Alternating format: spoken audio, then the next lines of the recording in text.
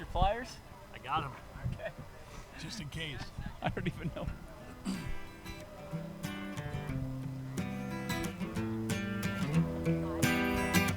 Welcome live to Rice Mountjoy Stadium here on the campus of Dixie Heights High School. It's another edition of Tailgate at the Showdown, part of the Skyline Chili Crosstown Showdown presented by Mercy Health Orthopedics and Sports Medicine and Meyer. I am Tom Gamble, Showdown organizer, along with guys you recognize, no doubt, because you watch the final quarter. You watch Fox 19 Now. They're your Fox 19 Now sports guys. Joe Danneman, Jeremy Rauch, and gentlemen, finally, tonight, we need the sunglasses. We've got them, but we don't need to disrobe. Yes, right? We've It got feels great. Football weather. Yes. At least kind of. This is the kind of football weather I like, where it's crisp, Yeah. but it's dry, and it starts to kind of feel like as the temperature gets colder, the games get hotter, they get more important. We're past the halfway point, which Yeah. is amazing to believe that we're this far into the high school football season. Starting to see some separation amongst the best teams and the teams that were kind of pretenders at the beginning. And I think we'll see even more tonight because there is a loaded slate of high school football tonight. You are correct, and we're going to talk about all those in a number of segments. We got a few special guests with a couple Dixie Heights and Beechwood connections. That's the Skyline Chili Crosstown Showdown game here tonight. Beechwood and Dixie Heights, the two schools separated by very little. You can just, in fact, now that they've got the exit open on I-275, you can take that if you want. You can just come up Dixie Highway. But Jeremy, Joe mentioned it. Hard to believe it's week 6 in Ohio tonight. We're starting the second half of the regular season, and we do have some good matchups. We'll talk about all those. This one of those in Northern Kentucky. And I know you guys will have a ton of games tonight on the final quarter as always. The final quarter has only gotten better each week. Not only are the jokes getting better with Joe and myself, right, Joe? Joke's on you. Okay, but the show just kind of keeps growing. It was cool last week to see how many games. I think we had 18 or 19. Wow. We've got 17 on tonight. By the way, after SmackDown, Oh, right? yeah, right, that's Joe? right. Is That's that right? Okay. Debut tonight on Fox. See, Joe D was a big wrestling fan, so you were teaching I was me. too. We were doing moves back in the studio. A couple of moves Joe D was teaching me Suplex. because tonight, there you go, I the know the suplex, suplex. which was one of my favorites, by the way. Love it. But that's on Fox 19 Now tonight, and then after that, the news, and then the final quarter around 11:15. But a big show, 17 games, and this game will be included in that slate. And we're going to talk about all of the games, and there are some really good ones. I think the game in Cincinnati, everybody's focused on, of course, Elder at St. Xavier, a sold-out St. Xavier Stadium. We'll get to that in our next segment. But right now, let's talk a little bit about, I want to ask you guys, we always do some kind of opinions on high school football, and I want to talk about the playoff system. So we're centered here and really have 3 states, each of which has a different playoff system. Indiana perhaps is the most simple. They have a 9-game regular season, and then everyone makes the postseason. Yep. Kentucky, they have 11 weeks to play 10 games, so you can choose what they call week 0. If you play week 0, then you have to take a bye, and you can do that strategically. Some coaches do it in the middle, some do it at the end, or you can wait till week 1 and play 10 straight. Almost every team gets in Kentucky because it's based on the finish in the district, which are geographically organized, some better than others, but it's the the complexity of the states. And then in Ohio, the one that people seem to bemoan and sometimes can't figure out, it's called the Harbin Computer Rating System. Similar, I call it, to the BCS. In a summary, you need to win games and you need to beat teams that also win games, so you get first-level points for games you win, second-level points for victories by teams you've beaten. There really is no strength of – you don't get – if you play a tough schedule but don't win those games, you essentially get nothing. So, Joe, I'll start with you. Indiana, everybody in. Kentucky, almost everybody in. Or Ohio. Of the 3 systems, which do you prefer? Well, I'm glad you start with me because I am uniquely qualified to talk about this because I worked in Indiana, in Evansville, Indiana for 18 months, 2 high school football seasons, and I've worked obviously in Cincinnati covering Northern Kentucky and Cincinnati for 15 seasons, and I'll go in order of what I like best to what I don't like, and then I'll talk about what I don't like. All right. I think Ohio has the best system because for me, as an outside observer, someone who's not really directly involved with any team in Ohio, I want to see good playoff games. I want to see teams be rewarded for good seasons. Teams have to earn their way into the playoff games. And that, you can look at 1 versus 8. Sometimes they're a little bit lopsided, but at least it becomes exclusive. At least it makes teams want to schedule hard to get those Harbin points, and at least it feels as if you accomplish something if you do make the playoffs. Indiana, I'll put that number 2, only because when I worked there, the first couple of rounds, they call them sectionals. Yep. And if you win your sectional in Indiana, it is a massive deal. Where here in Kentucky and Ohio, the first 3 or 4 rounds, you're just winning a round to advance towards getting to state. Correct. That's when everybody pays attention. In Indiana, it is celebrated by every win you have. If you win sectional, it is a huge deal. They have a trophy. They have a presentation. Teams go crazy. If you make it to semi-state, which is the state Final Four, again, same thing. It feels big. They make a big moment out of it. That's why I like Indiana, the fact that they kind of separate themselves a little bit with semi-state and with sectionals. Kentucky, I've said for years, Kentucky should only be 4 classes. It is overclassed, and the first round games in Kentucky are absolutely awful. Yeah. I think I looked at a stat. I did this last year or the year before, and there was something along the lines of, I think, 90 first-round games in Kentucky. And I believe less than 10 were decided by 10 points or less. 80 of the 90 were decided by double digits. That's not competitive football. Correct. This is playoff time. We want to see something exciting. We want to see something different. The first 2 rounds for the heavyweights, they're bye weeks. Yeah. There's no reason to play these games. Yeah. So I think Kentucky, for years, and I get it, they won't do it because it's a moneymaker by having 6 state championship games, should be 4 classes like it was when I was growing up, and it should be more exclusive getting teams So in. you're going in order: Ohio, Indiana, Kentucky. Correct. Jeremy? I will add another layer because I worked in Illinois for about 2.5 years. I'm just going to educate you guys on Illinois. 8 classes. 8 classes. And consolation games. And consolation games that man. you, and I'm just going to pull the layer back here a little bit, pull back the curtain, that you as a TV guy a lot of times feel like, oh, the team we covered lost the semifinal game. We got to cover the third place game. And then they win that third place game, and you can even feel it in the players. They're like, oh, this is cool. I'm glad we won, but it's third place. Yeah. That's the feeling you get with Illinois. 8 classes. You talked about being too many in Kentucky. Way too many in Illinois. I did not enjoy that system. Kentucky, though, realistically for me, I'm in the same order as you, Joe.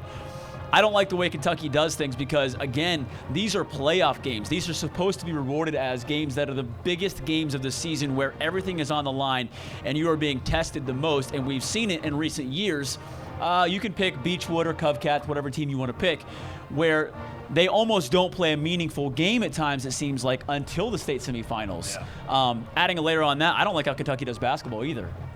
I like that. I know some people do. I do. But I'm not a fan of that either because One that is sport at a time. that is ridiculously One sport difficult. at a time. Okay, Indiana. I'll speed forward here. Indiana. I'm basically for the same reasons I like how Indiana does it. But for Ohio, there are a lot of people who are very interested. It's almost like the BCS, like you talked about, or even if you want to say the playoff system, it feeds interest. It really does. There I are agree people. with you. You've talked about Joe Idle. Joe Idle has made a career Absolutely. on tracking Yep. what Ohio teams are doing in the playoff system and everything. And so people follow him. There are blog sites, JJ Huddle. You can go, you know, all across the board. People are tracking and blogging. Here's why this team deserves to get in. I used to work in Zanesville, and Zanesville had a couple of years they went 9-1, and because of common opponents and one team they had lost to and the team they had lost to who they didn't beat, it goes all the way down the line. They couldn't get in that 8th and final spot at the time, and they were 9-1. That's a bit unfair, but most of the time I feel like it does play out pretty fairly, where if you schedule hard, even if you do lose one of those games, potentially you can still get it in your favor going 8-2 or 9-1, whatever it might be, and get in the playoffs, and then you have those really good matchups. So I love the way Ohio does things because it does feel like you have the best 8 teams in each region. You're watching Tailgate at the Showdown live from Dixie Heights High School. Tonight's game in the Skyline Chili Crosstown Showdown. Beechwood and Dixie Heights. It's our stop in Northern Kentucky. And I'd be remiss, you can watch this live. This is Tailgate 5 of 6 we've scheduled this year on Cincinnati.com, on Fox 19's Facebook Live. Also, if you're an Amazon Fire Roku subscriber, hit up the Fox 19 app and you can check us out. We go until 6:45, kickoff tonight, 7 o'clock. This is homecoming at Dixie Heights, too. And normally you schedule an opponent that you may kind of roll over. Not the case here tonight. Beechwood against Dixie Heights. We'll get to more of that game momentarily with Joe and Jeremy from Fox 19 Now Sports. But, you brought up something, Jeremy, that I think is key, too. Even though people gripe about we don't understand completely the Harbin system. Yeah. And maybe coaches don't like it. It's difficult to figure out. There are some weeks, even like this week, if you delve into some of the regional rankings, the top 8 from each region make it. You can kind of go, I don't see how that team is. Winton Woods, 4-1. They're now 6th. You say to yourself, really? Their only loss is to Lakewood St. Edward? And I think they're clearly one of the best teams in Division II and Region 8. But it does, to me, spark interest. Yeah. People talk about it. They look at games. And you mentioned Joe Idle. And for anybody out there who hasn't seen that site, if you don't want to wait until the OHSAA releases the weekly ratings early in the week, just go to Joe Idle, JoeEitel.com after games tonight, and he is spot on. He'll have them. And, Joe, it's like the college football play. The debate right now, Ohio State, they haven't played anybody. They're this, they're that. Well, you can't keep this team out. It gets people talking about, and it just, to me, it piques interest. I think it does the same thing. Over here, you can look right now, 4-team district, guess who's making the playoffs? All 4 teams. Right. And you can talk about seeding, and I get that. To me, it doesn't carry the weight. It doesn't have the significance that it does in Ohio. Well, one of the great things that ESPN has done in the last couple of years has started that weekly show where they reveal the college football playoff numbers, and it drives discussion. It drives interest. It gets people buzzing about what's going to be on TV tonight when they reveal these teams. In fact, I just texted one of my friends yesterday. I said, when's the first reveal show? And he said it's in a couple of weeks. We get this in Ohio every single week. Now, I wait for the OHSAA every Tuesday around lunchtime when it comes out. Right. I just learned about Joe Idle, so I'll be checking out Joe Idle from here on out. He's right on. He is. I mean, literally, and not to interrupt you, we did when I was in Zanesville. We tried to track it ourselves to see if it's accurate. We lined up with Joe. We were doing our best, and then Joe, when they started coming out, when the official ones were coming out, I'm telling you, he was spot on. So it's quite simple. Yeah. All it does is create interest, and it creates interest in a sport that there's a lot of interest in this area already for. But the fact that it also creates that exclusivity, I think that's really important to high school sports. I think it's really important for kids to earn their way into the playoffs, not just to give fans a better game by having 2 teams who had had good seasons getting into the top 8 and playing in the playoffs against each other. But I do think it's important that it creates this level of achievement for these kids to go out there and have to play hard games, have to win hard games, and challenge themselves and win. And when you get there, a lot of times you'll see teams. I remember Milford last year. It was such a great story, just making it. Then they won a game. But that's a big deal in Ohio to make the playoffs for some of these schools. And I think that's important for Ohio to continue. And not to cut you off, Tom, but I'll go back to St. X in, I believe it was 2016. And the season they had, the regular season at 5-5. And you're going into Week 10. And if you track this, if you follow Joe Idle, you're looking around the area. This needs to happen. This needs to happen. And in the game, when St. X is playing in Week 10 or whatever team it might be, whatever year, you're thinking in Week 10, all of these dominoes have to fall in place. And a little bit like Ohio State in 2014, you mentioned them with the playoff the first year. These things have to happen. Then that team gets in, and then look out. Like St. X in 2016, they went on to win. Ohio State won the title in 2014. So that's what makes it even more fun, is when those teams that somehow squeak in based on the system, and they get rewarded with the championship. When you mentioned that year, St. X was 4-5 going into that Week 10 game. They had to defeat Louisville St. Xavier. They did.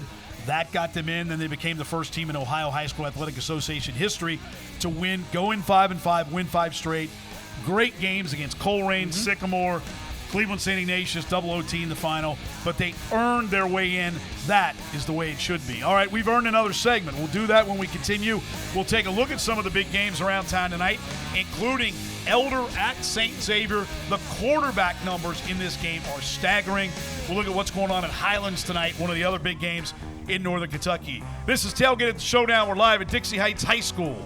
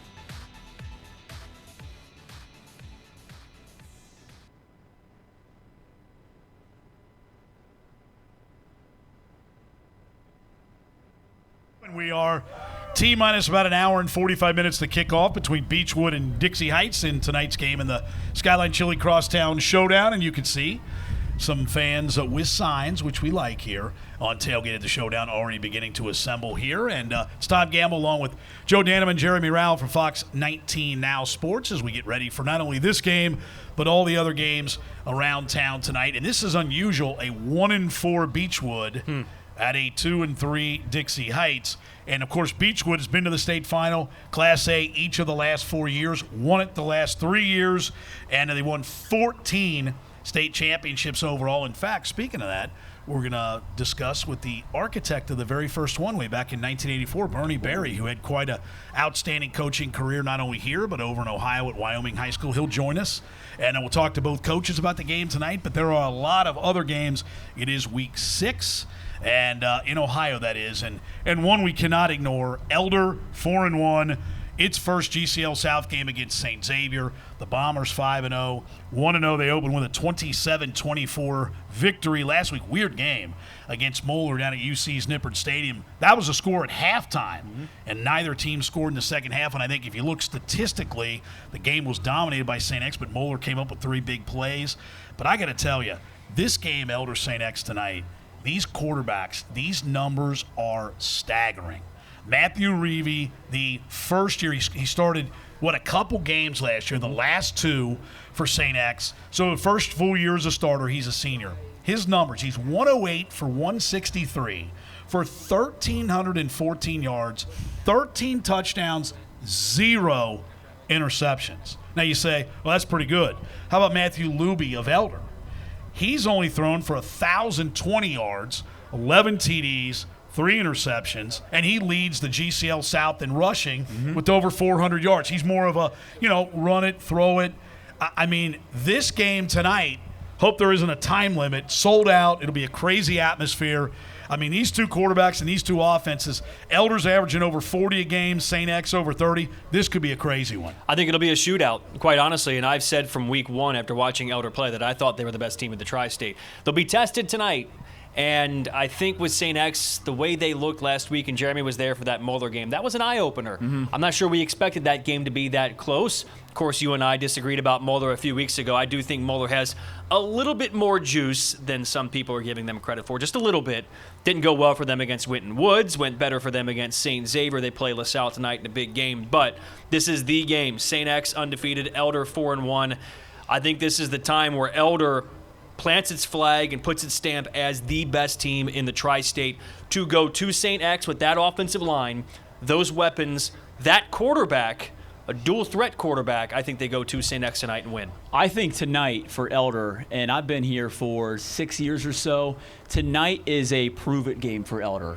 Because Elder, since I've been here, has had really good seasons.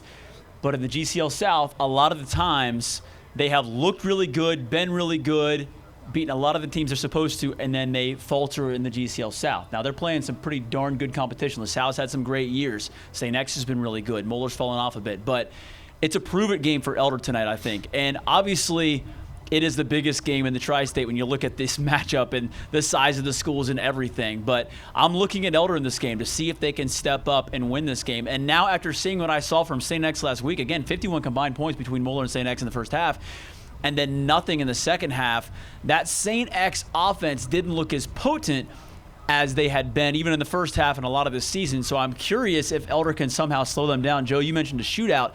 I think I agree, but I am now questioning St. X a little more than I was all season long just because of what happened last week. And I'm wondering now if Elder can do something about it tonight. And if they do, I think the GCL South is theirs to lose. Well, Elder needed a defensive pick-me-up. They got it last week because they'd allowed in weeks 2 through 4, they had allowed 142 points. Now, granted, some really good competition in offenses. They held Ryle to 7 last week. But how about the numbers of Joe Royer, the senior tight end? The last 3 weeks, he's had over 20 catches, 6 TDs. He had 4 in the first half last week. But yet Liam Clifford, the St. X senior wideout, junior Jr., he leads the GCL in yardage receiving, 6 TDs. Royer's got 8. Drew Ramsey, the sophomore. Doug Sun is kind of a multi-dimensional guy. You've got Marshall Lang, the tight end, going to Northwestern. I mean, not only quarterback-wise, but receiving talent. These two teams are loaded on offense. It'll be interesting. I think the defense that steps up tonight, and sometimes you think a shootout in a game like this, and you mentioned about Moeller playing them tough, it's a GCL South game, and typically even maybe the records don't indicate, but yet they come tight. They returned the opening kickoff 99 yards for a touchdown, had a 66 and a 70-yard pass, so big plays maybe kept them in it.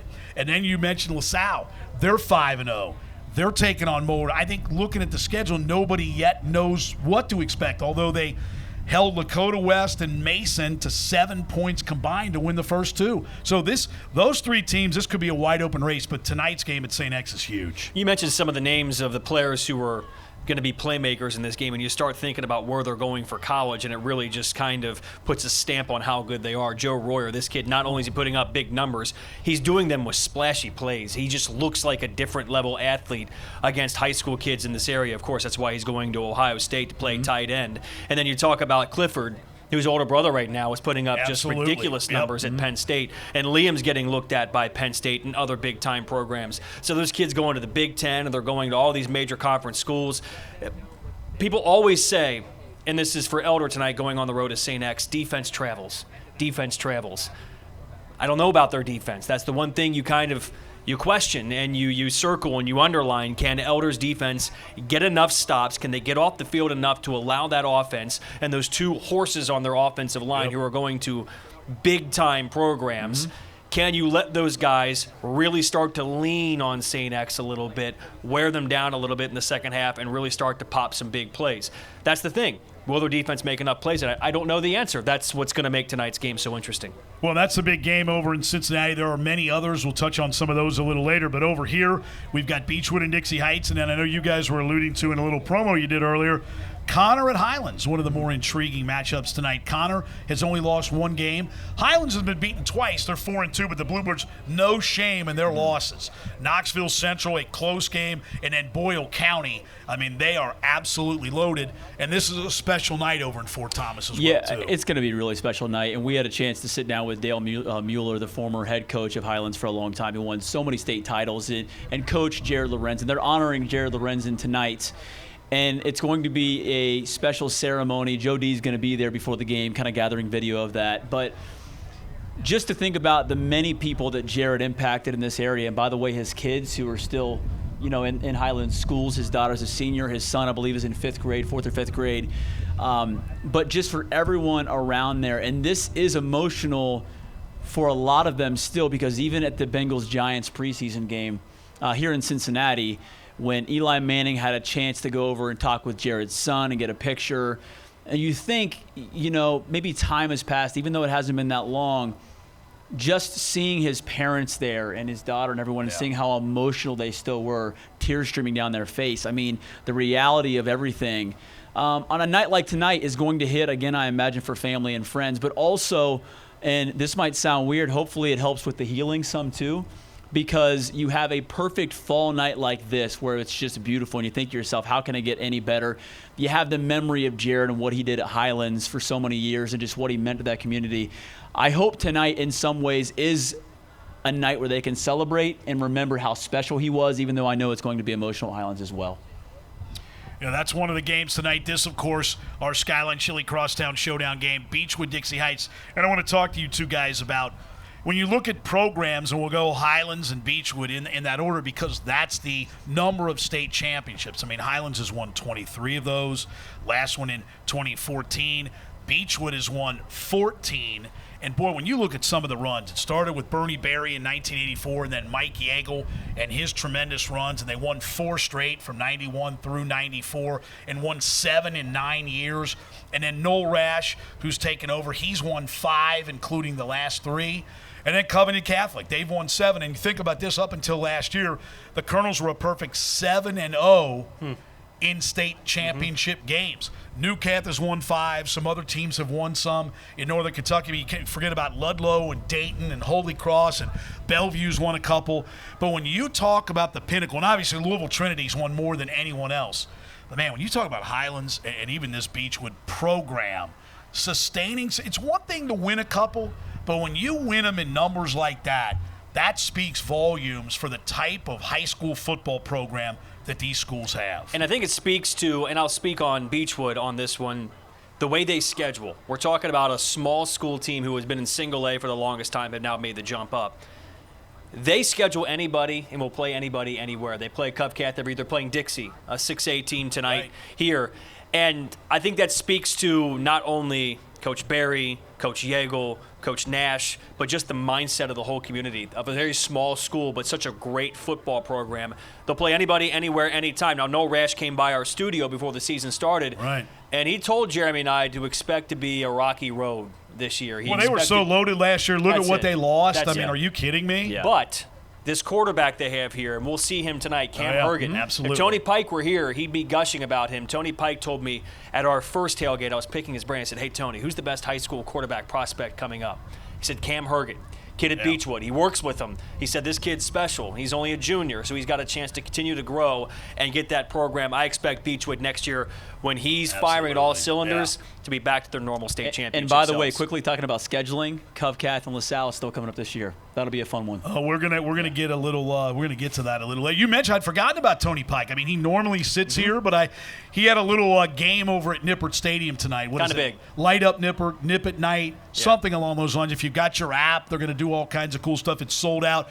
Big game. Central Florida, UC, and he had to be there, and you're like, well, that game doesn't start till 8. They moved it from Saturday to tonight. It's on ESPN, but he had to be there along with Dan Hort at 5 o'clock for some events, for some functions. So anyway, Tony Pike will be back in a couple weeks, but hey, who needs Pike, right? We don't need we you, got Pike. These two guys, right? You stay over there. We're good. It's Joe and Jeremy for Fox 19. They'll be back a little later. Final quarter preview. We'll talk about NKY versus Cincy. Ooh. I got some numbers for you. Okay. But coming up next, we'll talk to Dave Brossard, head coach of Dixie Heights, along with a little surprise for Dave. Maybe his former high school coach will be joining us. The Dixie Heights High School Marching Band is here, and we'll do all that when we continue live from Rice Mountjoy Stadium here on the campus of Dixie Heights. You are watching Tailgate at the Showdown.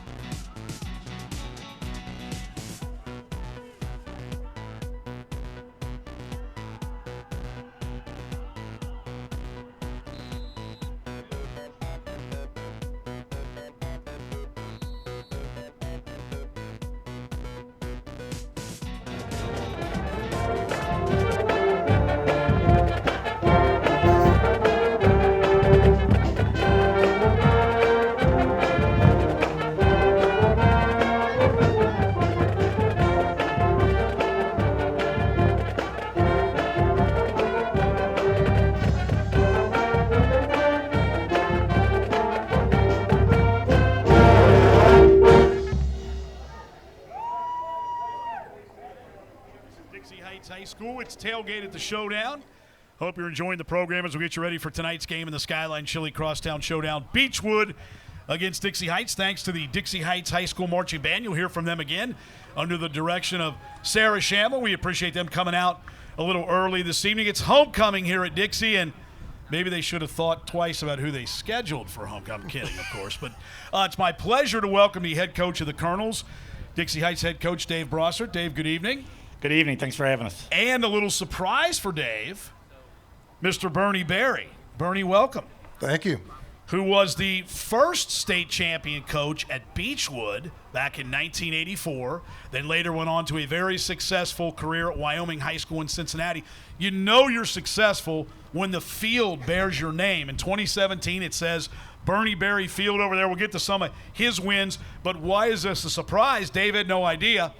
Dave played for Bernie at Beechwood. So, Bernie, I'll start with you, then I'll come back to Dave. What kind of player was Dave while he was a member of the Tigers? Dave was a great player. Great player. He played offensive tackle for us, and he played some defensive tackle. And then his senior year, we were hurting at linebacker, and we moved him to middle linebacker, and he stepped in and did a great job there for us. And he was in a great class, and he really was a very, very good football player. Went on to Georgetown, played at Georgetown.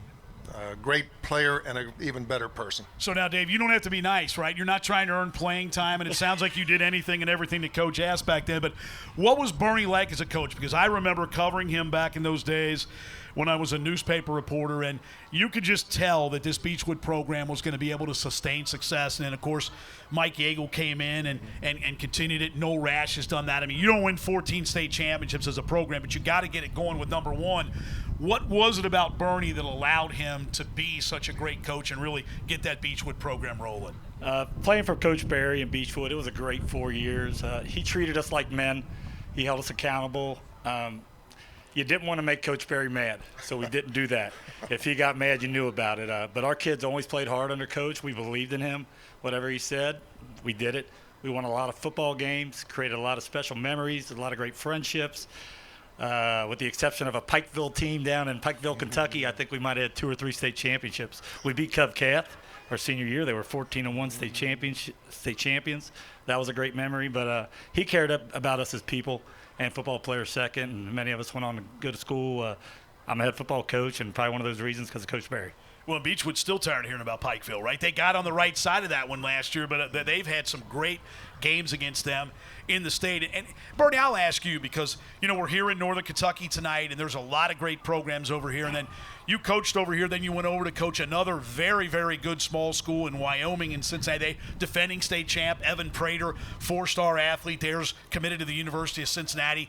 You had a great run of success there. I mean, I'm trying to get this right, but 21 straight winning seasons, 15 playoff berths, 10 Cincinnati Hills League championships, a lot of great players. How would you compare that? I know everybody likes to do the compare game, but there are good teams on both sides of the river. Can you make a compare? I mean, you coached at small school here at Beechwood, small school there in Wyoming. Well, I think the football over here in Northern Kentucky is exceptional.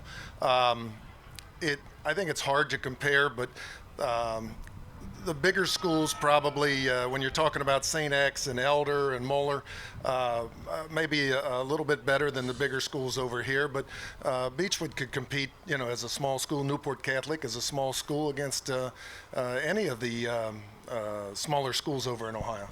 Well, Bernie, I want to ask you, too, and Dave brought this up, but I think one of the things that Beechwood's done, and I think if you look at Beechwood this year and you say, wow, they've only won one of their first 5 games, look at their schedule. And I know Noel Rauch really started that last year, and they had an unbelievable team last year. But you guys, even back in the 80s, and I think Mike in the 90s, I mean, it was a strategy, correct, to play a really difficult schedule, knowing you're a small school, because essentially when you got into district play, the latter part of the season, which is still ahead of Beechwood, they've yet to play a district game, you hope that that's when you're playing. If you can stay injury-free, you hope you're playing your best football when it counts the most. Well, that was our biggest concern was injuries. We would try to schedule at least 2, maybe 3 bigger schools and schools that would certainly challenge us and make us better for when we got into our districts. You have to balance that with the fact that when I was at Beechwood, we had about maybe 40 players total. Sure. And so, you know, you just couldn't get the injuries. And of course, I think that's happened with Beechwood this year with, they had a big injury the first game, and I think that's hurt them, you know, as they've gone along. One of the reasons why they're 1-4. You're watching Tailgate of the Showdown. It's Beechwood, Dixie Heights tonight. Talking to Dixie Heights head coach Dave Brossart, former Beechwood and former Wyoming coach, a member of the Ohio Coaches Hall of Fame. When you get the field name, Hall of Fame, means, and you've coached a lot of football. I just add them up. When you're 317 and 108. I mean, that's a heck of a record, but I just look at the total number and wonder, we'll get to how did you do it for so long. But, Dave, I got to ask you about your team this year. You guys are off to a 2-3 start, and it's got to seem very weird. And you got to say, okay, guys, tonight we're going to score against a Northern Kentucky team, right? Because it's been strange. Correct? I mean, I'm not trying to bring up, you know, the bad memories, but you win 2 games and play really well against teams from outside the area. You started off in week 0, falling to Cooper High School, good football program, 3-3, 7-0. I know you were in the red zone a couple times. Key penalty, key turnover. Then you came here, didn't score against Connor. Didn't score against Covington Catholic. And again, when you look at the records of Connor and Covcath put together, they have 1 defeat combined. But is that, I know coaches get frustrated and always are striving for consistency. Is that where you are with this football team? Good win last week against Madison Central, but do you say, all right, guys, let's put a couple of them back to back? Yeah, it's been tough because we tell our kids, if you just do what we've told you to do, what we've coached you to do, you can go out there and experience success. And for 2 games, we've scored over 35 points. We've held good teams to less than 20 points. We have nice victories, moved the ball, played well defensively, and just really, really reached our potential. Against Covcath, a great football team, I actually thought we played well. We never stopped.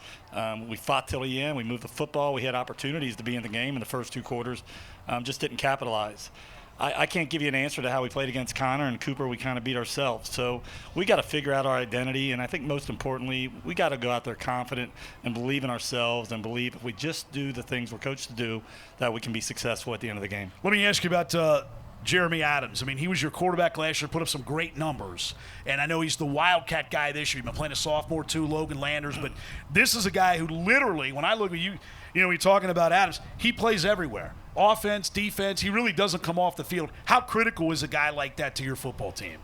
I tell you what, he's the face of our program. He is. He's on the buses with advertising, the Jug Free Alcohol Club. He's a 4.0 student, strongest kid on our football team.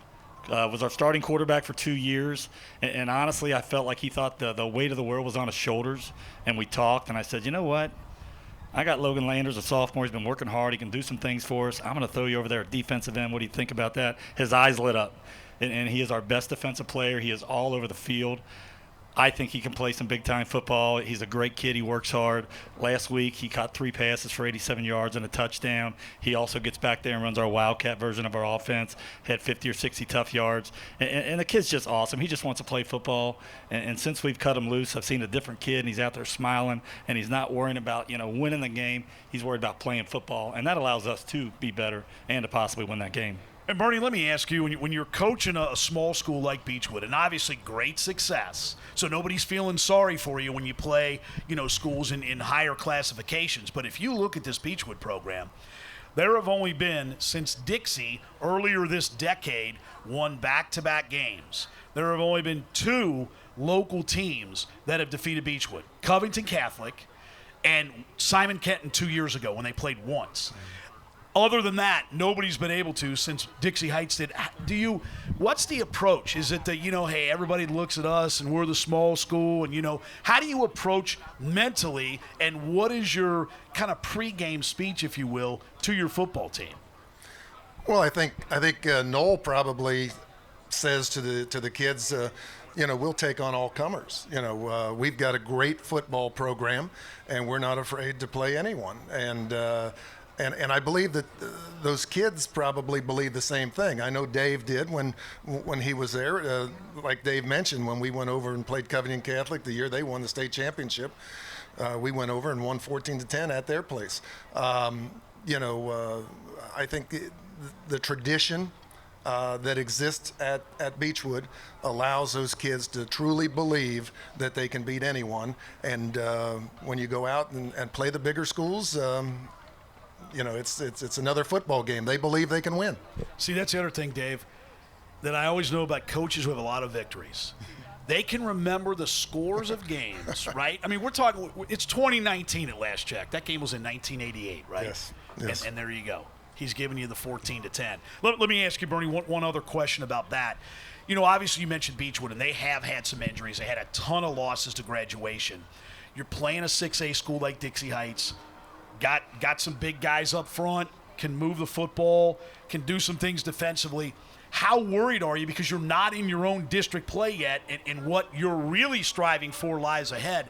How do you balance? We obviously want to win. You want to win every week, but we also have to be, as safe as we can to not get key guys hurt. I got to believe that's a tough balancing act.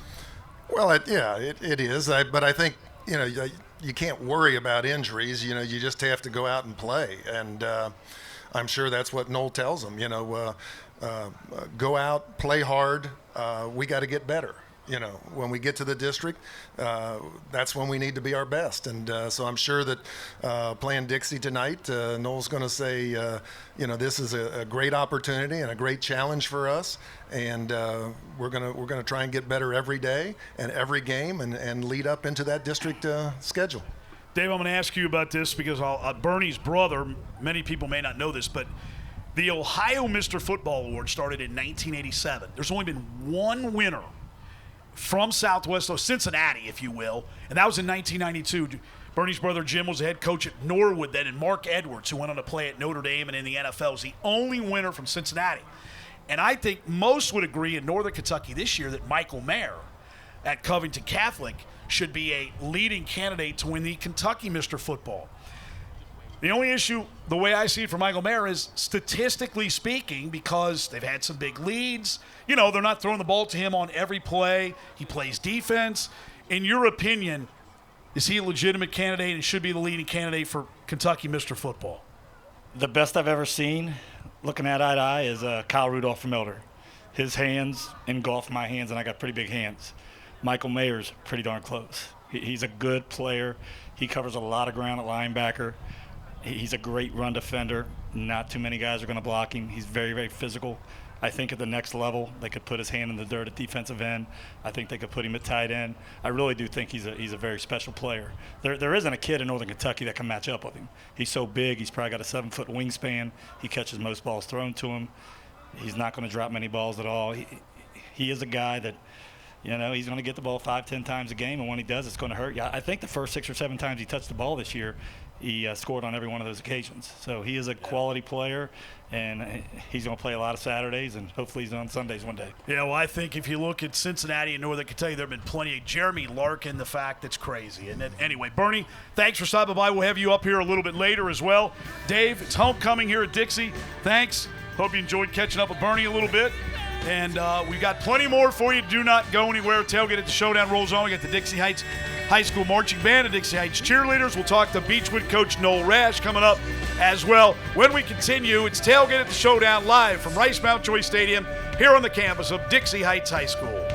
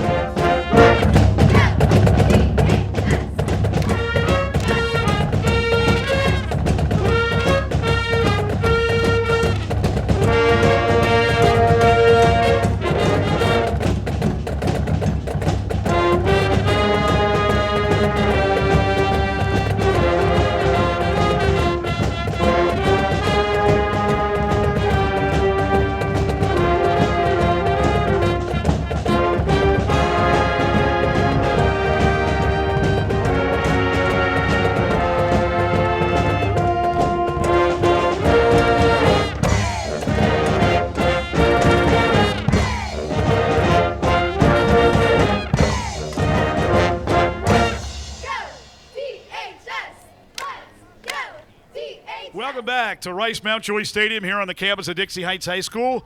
Special big round of applause and special thanks to the Dixie Heights High School Marching Band, the Dixie Heights cheerleaders for being out here tonight as we get ready for tonight's game in the Skyline Chili Crosstown Showdown, presented by Mercy Health Orthopedics and Sports Medicine and Meyer Beechwood versus Dixie Heights. We've got another special guest, a Northern Kentucky legend, coming up momentarily.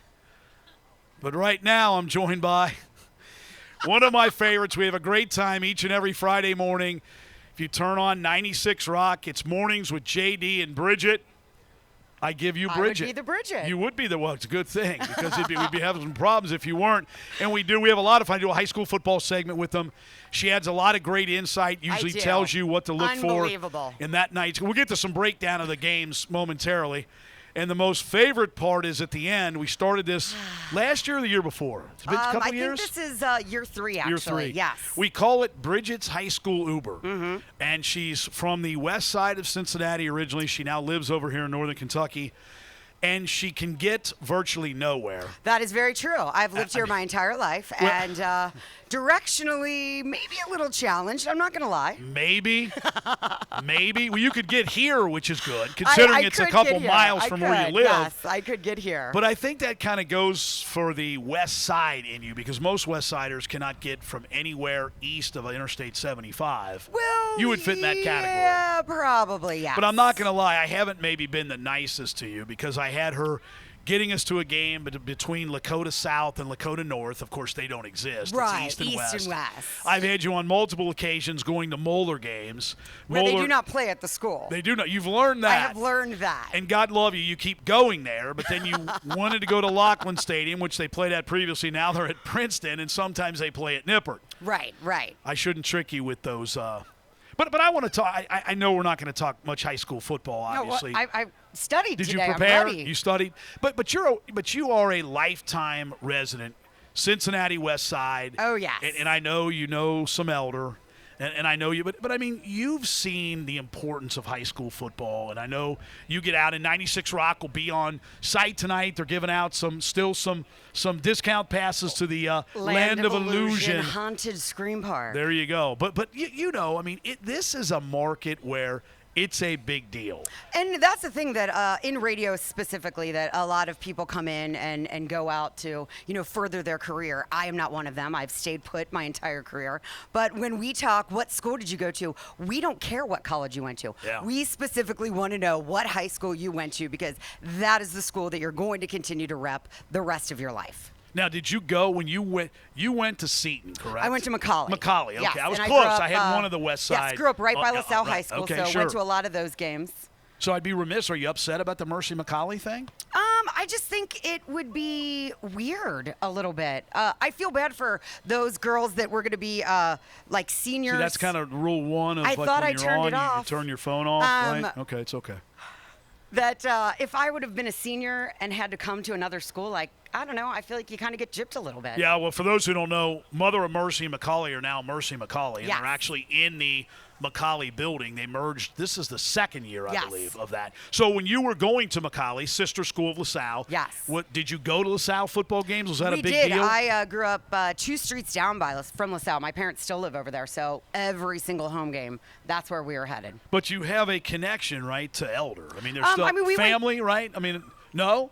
No, more LaSalle, but Okay. I mean, we still, we made it all over, us Macaulay girls. Don't you worry. We're at Coleraine games. We were all over. Okay, so you made your way around. Now, we're at the Skyline Chili Crosstown Showdown. I know you, like me, love them some Skyline Chili. Of course. So do you have, I'd be remiss if I didn't ask, do you have, and I know they don't like this, but you have your favorite. I mean, I like them all because we go everywhere. I mean, the Right. last couple nights we do pep rallies for Skyline Chili. We were at the Erlanger Skyline Chili. Those fine folks are here tonight at Tailgate at the Showdown. They have a tent set up selling conies with the proceeds going back to Dixie Heights High School. 2 nights ago we were in Harrison. Last time we were at Wilmington. We host pep rallies. But did you have A favorite Skyline, and B, when you go to Skyline, Do you have a favorite thing or things? Well, during high school, we would always go after every LaSalle home game. We would go to the Skyline right there on the Cheviot Montfort Road. Heights Yes. Skyline. Okay. So now, though, as an adult, I live in Deveux, so we go to the Covington one. My dad comes and meets me. Wilma, his favorite server. We have to go when Wilma is working. I was going to say, I heard you actually tell that story on the radio. Yes, I asked you to tell it yes. again. And it is truly the essence of Skyline Chili. And so, literally, your dad comes to Covington. He does. So when did it start with Wilma, his favorite server? He did sales for years and years, and that was part of his territory, Northern Kentucky. So he forged a friendship years ago. We went for his birthday this year. We go pretty regularly. It's kind of like, the dad-daughter date with Wilma. It's unbelievable. It is. It's like a family tradition. It's crazy how people, and it's funny how some people who worked at Skyline, maybe when they were in high school, Sure. and then they're still there 15 to 20 years later, simply because, and they may only work 1 or 2 days a week, but they just enjoy it so much that it's kind of just that. It's like the Cheers. I mean, everybody remembers. I'm not Yes, dating myself yes. here. I realize that. But so when you go to Skyline Chili, do you have a favorite? Usually I'm going to go cheese conies. I think that's where it's just at. no Yeah. ways? I mean, cheese coney, mustard, onion. I do it all. Okay. Yeah. All right. Now, I'd be remiss if I didn't ask you some about the morning show. I mean, Okay. and for those who do not know, I spent 4.5 to 5 years with Michael Walter, Finn. We were known as Gamble and Finn. Bridget was part of the show and a key part of the show. She kept us in line. Oh, I tried. Well, what was funny was I'm we looking tried. at your team here today, and I'm like, oh, God bless you. I mean, really. Yeah, I'm very easy. You know I'm low maintenance, right? I mean, I am. But And there- always on time. Right. You mean for breaks? Right. I'm on time for the show. I just missed brevity, it. brevity. They hold up color-coded Yes, signs, and then they yes. just play music, and I think they just cut me off at some point, so it's all good. I used to do the exact same thing. Well, I understand. You did, but for those, I love it because people don't really understand talk radio. I mean, I think, and you guys play music, and the kind of music that I listen to, but they Right. don't understand. Everybody thinks talk radio is so glamorous, and I don't know about glamorous getting up at 4 a.m. and trying to wake yourself up and go in. Then you go in a studio where there's nobody else there, and it's very different. What got you wanting to be in radio? I think the music. I cannot play a lick, but I love music, and that was going to be my closest thing, I think. And being part of the community. I enjoy being out and about in the town that I grew up in and repping the kind of things that I did. If I'm talking about it, I'm going to be out there doing it, and happy to do it with all these great Even people. if somebody else has to get you there, right? Very true. Very true. So we're going to there's another surprise tonight, a little Dixie Heights connection. Somebody who was in talk radio for a very, very long time here, who I actually one time did some stuff with, and he's coming up after 6 o'clock, and will be rejoined by Bernie Berry of Wyoming High School and Beechwood fame, one of the best high school football coaches that there ever has been in this area. And I think people will be surprised with who I'm going to bring up here. Okay. And you will too, because you recognize the voice, creative guy, got a lot of great ideas. And some of the stuff he does over the years has been nuts. But and he's got a connection to Dixie Heights High School, and I'm anxious. We'll talk to Noel Rauch, head coach of the Beechwood Tigers, around 6:15 as well. The Beechwood cheerleaders will join us. And we'll have a final quarter preview from Joe and Jeremy coming up as well about 6:08 tonight. They'll tell you what's on tap for the big show tonight at Fox 19. And then the last segment starting at 6:30. Tony Pike is normally out here. He's at the UC game against Central Florida tonight. He'll rejoin me in 2 weeks for our last tailgate at the Showdown, Lakota East at Lakota West. We usually do Pike's picks. We're going to hit on some of the key games. We'll give you our tailgate top 10, which now that we're in week 6 has gotten a little more jumbled, and we'll do that coming up after 6:30. So talk radio, I think you do have a lot of fun, and you guys have a variety show, and JD's a big sports guy, and Nick, who's on with you guys too. Have you always been a sports fan or have you gotten more into it and paid more attention since you're in there with a couple guys and feel like maybe you have to? I grew up watching sports. I think my mom would have been totally fine with 3 boys. Instead, she got 2 and me. So I think that I knew enough to get by in sports, and as I got older, the majority of my girlfriends are all into sports, and yeah, it just kind of becomes part of your life. It's kind of interesting when people talk about high school football and high school sports and really just sports today in general. I think maybe it started with the influx of NASCAR. People didn't realize when NASCAR became very popular a decade or so ago, there were as many women almost as there were men. And I think when you look at high school sports and you walk through maybe the stands here tonight, you will see that there are plenty of women, and obviously there's moms and parents and all that kind of stuff. But nonetheless, women love sports, and glad to have you out here Well, tonight. thank you so much for having And you'll be me. hanging around. If you come to I the will. game I will tonight, be you still here. got plenty of time to get out here. But we got a 96 Rock 10 out there. Meyer is here. We'll be here again tonight. And we got the big red chair. And if you can hear the voice, this is going to be, you sometimes ask yourself, like, should I really do this? I Am was taking asking myself a chance? few moments Well, ago right. the But exact that was same nice to you question. tonight. It's Yes, very yes, good, right? yes, So, yes. no, I really appreciate it. Again, This time. next Friday I do the segment about 8:30. It airs. Yes. And it's a little high school football segment. It's mornings with JD and Bridget right here, 6 to 10 a.m. each and every weekday morning on 96 Rock, Cincinnati's Pure Rock. Yes. See, I can do You the can, outdo. And yeah. hear that? That's my music. That Yes. means it's time to shut Yes. up and get ready for the next segment. So we will be back momentarily with another special guest. We'll welcome back Bernie Berry, coaching legend, to the stage as well as we continue. You are watching Tailgate at the Showdown live from Dixie Heights High School.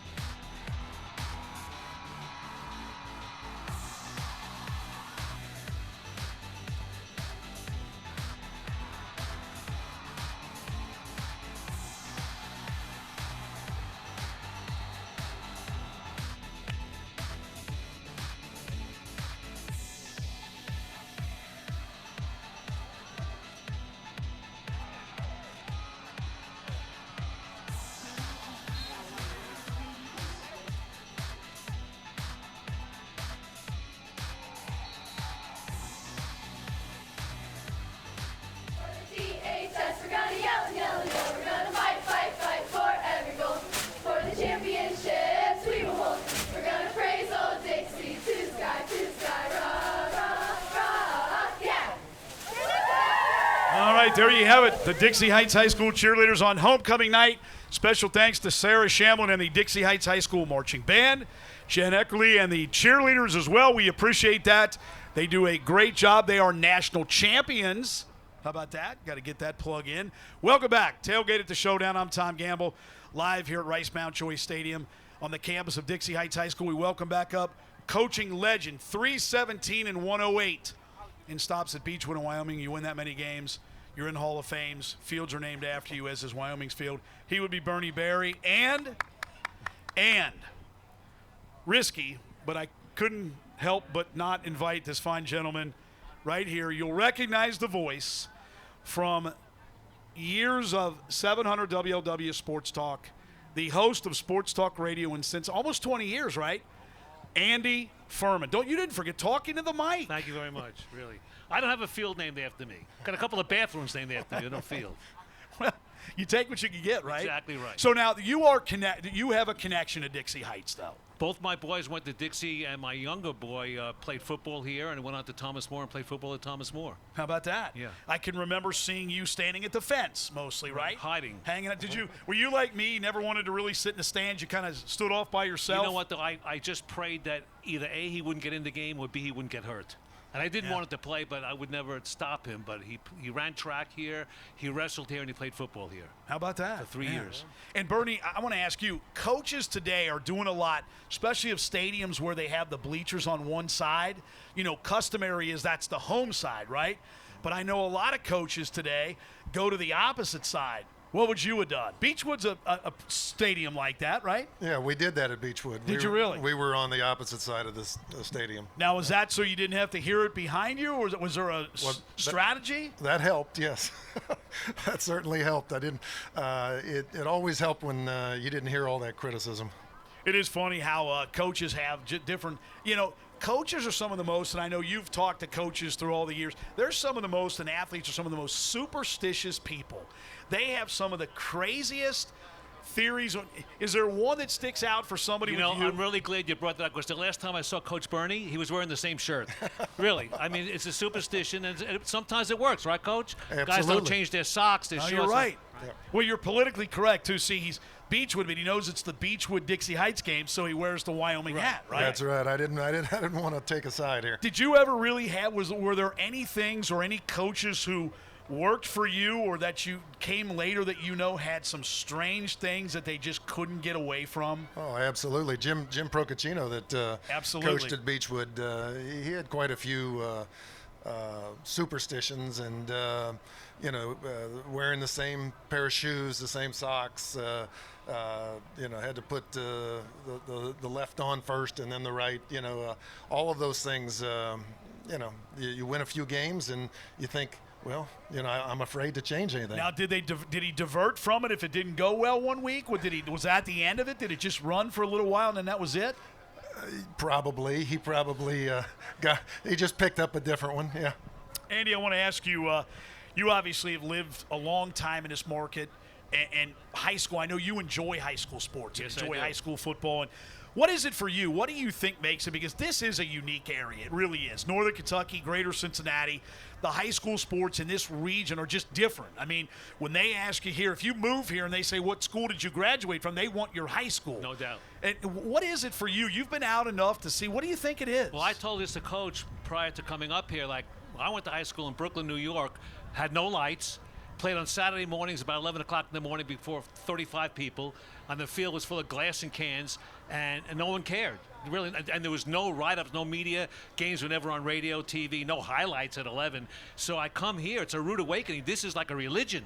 It's unbelievable. Tradition, record, statistics. There were no stats in my high school, like who had the rushing record or, all I know is this. When I was a junior in high school, they fired the coach because he hadn't won a game, and I was shocked. But I guess there was a lot of pressure, and they brought a new coach in, and they kind of won a little bit. But other than that, the claim to fame of my high school, and you can look this up on the internet, the quarterback that I graduated with was in prison. I saw this about 3 months ago, and he is or was? He still is in prison. He killed somebody. So that's the kind of high school I went. It was tough. It's a tough school where I went to, Lafayette in Brooklyn. So is that why you played on Saturday morning and had no lights? I guess maybe the lights were stolen. I don't know. Bernie, did you realize while coaching, and you coached at programs at Beechwood in Wyoming, great following, small schools, but great tight-knit communities with great followings, and when you go on and you were the one that everybody wanted to knock off, did that make it extra special? Did that make you stay in it any longer? That it was just a big deal, and not so much for you, but for the kids playing? I know it was never, you're not a guy, it's about me. You're about, playing the games and developing young men and all that. But did that make a difference to you? Well, sure it did. The relationships, that you build with the kids and with your assistant coaches, those are the things that mean a lot. And being able to, to play at winning programs, absolutely. I don't know. I didn't take losing very well, and so if I'd have been at a school that didn't win a lot, it would have been tough. It would have been tough to continue, I think. But I probably would have, because I loved coaching, I loved the kids, and I loved the competition. Those were all things that kept me going. Well, you didn't realize this, but you'll love this, Andrew. This is a perfect segue, because when Bernie was at Wyoming, they were playing in a game against Edgewood High School that was part of the Skyline Chili Crosstown Showdown. He's smiling because I know he remembers this. Oh, yeah. So one of the things you do as the event organizer is you make sure there's a home team and a visiting team. home team wears colored uniforms, visitors wear white. So the game was played at Mason High School, and it was on live TV. So Wyoming was there first, and they were the home team, and they were wearing their customary blue. Edgewood gets off the bus wearing blue. So here we are an hour, and they were a late arriver too, and we're looking around thinking, what do we do? We did everything, tried to see if we could wear Mason practice jerseys. Would have been great for the commentator, the play-by-play guy. But fortunately, there was white pants, white helmet, all blue, and you wound up winning that game. Because I know, correct me if I'm wrong, Aaron Hancock, who's now the head coach of Wyoming, he was going crazy because he was your defensive coordinator, right? Yeah. And they ran the triple option. Yeah, they it made it very difficult, to find the ball, and it was not a lot of fun. I'm right? telling you, I still blame Steve for doing that. I think he did it on purpose, but. Can I interject one thing? Because I don't want anybody to think I'm making up this story. You can look it up on the internet. His name was Herman Bell. He's in prison. He was the quarterback of my senior year. All right? Was he any good? He was real good. I think he went to junior college in Arizona, and then after that, the last thing I read several months ago, he's in prison. He killed somebody. All right, quickly, we're going to send it over. We do this each and every week. We have Tailgate at the Showdown. It's Joe and Jeremy giving you a preview of tonight's final quarter, what you can check out this evening on Fox 19 now. Gentlemen? Okay, it's not just a preview. It's also, this is where the spirit's supposed to be, right? Yeah! Okay, so we have the state champion cheerleaders. We have the hype squad in the background with all the signs. We even got some football players up here in the homecoming court tonight. Say what's up, fellas? Okay, let's go. So I've heard all night, Jeremy, that everybody here is saying Dixie by 90. That's the hashtag tonight, Dixie by 90. But this isn't the only game we'll be at tonight. Yeah, we've got a lot of games on the show tonight. 17 games on the final quarter. The rundown is right here. You can't see it, but trust me, the show is loaded. And the bottom line is we like to have fun and show some of the biggest stars in the tri-state. I'll mention one name right now. Corey Kiner is breaking records already as a junior at Roger Bacon. He's going to likely break another record tonight. We'll talk about that on the show. Helmet stickers, the top three, all the good stuff as always. Okay, so guys, I don't know if you guys watch the final quarter very often or see the highlights we put on Twitter after the game. We like to have some fun. We like to try to talk as a high schooler might talk, work in some lyrics from songs. You see it on Twitter. See, I told you. Okay, so if you make a play tonight and I hit your play with some song lyrics, what artist should I be going towards? Kevin Gates. Okay, see, I like to go to Drake. Drake kind of seems to be someone that a lot of people like a little bit. I'm going to do that. So make a play tonight, and I'll get you on the news. Homecoming's still a big deal around here, but let's see some of the signs in the back, guys. I don't know if you guys have seen these. Jeremy's Dungeon. By the way, Jeremy Adams is like my neighbor. He lives right down the street from me. I live right down the street from here. Big Tool, Brandon Tool, 65. Yeah, let's go. I also saw one that just a little one that said Dixie Pride. There it is. Lots of pride in that little Dixie Pride sign. I was worried you were going to show the other one, Joe. Yeah, hey, this is a lot of fun. It's cool for you to ask them what song that you need to reference tonight. I listen to a lot of country music. Who likes country music? Let's go. That's right. Hey, one of our warm-up songs back in the day in high school was Country Boys Can't Survive. So that's what you had to walk into in Central Ohio, Licking Valley High School. This is going to be a fun atmosphere tonight. It's cool to see the rivalry and a community you know so well, Beechwood and Dixie going at it, but I believe we have some champions in our presence. Is that true? Yes, they are right behind me, and I wanted to get them involved, and Delaney, I know you were kind of chosen as the person to speak here for it. So the last time we did a tailgate at the Showdown, Jeremy did a drum off against one of the drummers. Can Jeremy learn a cheer here real quickly and do it? No? Okay. I'll try it. That's fine. Okay, she's going to do a cheer here. Go ahead and explain. Yeah, give me palms. Okay, so give him some palms like he's T.O. Y'all remember when T.O. had the pom-poms on Monday Night Football? Okay, so let's get Jeremy some palms. I've got a 2-year-old daughter, and I grew up with 2 sisters. So I've got a little bit of sister swag in me. Okay. Sister swag. Okay, so he's got pom-poms. You're going to teach him. So he's going to hold him like that. Yeah, like in the middle. Into the middle.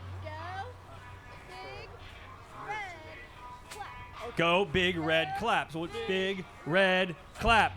Go, big, red, clap. Go, big, red, clap. Okay, 17 games coming up tonight on the final quarter, including Beechwood and Dixie homecoming with the boys here from Dixie. Tom, back up to you. All right, Joe and Jeremy, thank you very much. Those guys do a great job. Final quarter again live tonight. They continue to up the number of games that they're going to bring you highlights from, and we appreciate them being out. Jeremy will be back up with me just after 6:30. We'll take a look at our Tailgate top 10, a little jumbled this week, a little more difficult. And we'll do that, and we'll talk to Coach Noel Rauch, current Beechwood coach, coming up next. 5-time state champion Andy Furman, former Beechwood coach Bernie Berry, joining me for a few more minutes. And Bernie, I appreciate you coming out tonight. What should be boy, what a great night for high school football tonight. Now, we'd be remiss, Drew, if we did. You brought up. We'll just let you say it again. You went to high school in Brooklyn, and you're just obviously you're reeling off the Hall of Fame names, right? Yeah. Now we had Herman Bell, He's in quarterback. prison. He's in prison. Yeah. And who else? Well, that was my senior class. The junior class, the class behind me, was Jeffrey Epstein. All right. Jeez, man, I'll tell you what. Right. I'm lucky I got out alive. I was really. going to say, you went on, so you have to be. They have to have you back all the time, right, I to don't go back. recognize well, you. the school basically, I went back several years ago, and there was gates and chains, and I wanted to get in there, and a couple of officers in front said, who are you, what are you doing? So I want to visit some of my old team. No, you can't get in. They couldn't get in. And 60 Minutes did a report several years ago that it was the worst high school in New York City. Really? So, Now, you did mention Sandy Koufax. well, I will right? say this as a matter of pride. It's the high school that has produced more major league players than anybody else. Wow, pretty impressive. Drew's going to hang up here. Noel Rauch will join me next. And Bernie, always great to catch up with you. Great to see you, Congrats, Tom. the architect of the Andy. first state championship at Beechwood. We'll talk a little Beechwood football with Noel Rauch. Drew will hang up here with us as well. When we continue, great atmosphere building here at Dixie Heights. Kickoff at 7, and I'm going to give you some details about the homecoming court when we continue as well. It's Tailgate at the Showdown live on the campus of Dixie Heights High School.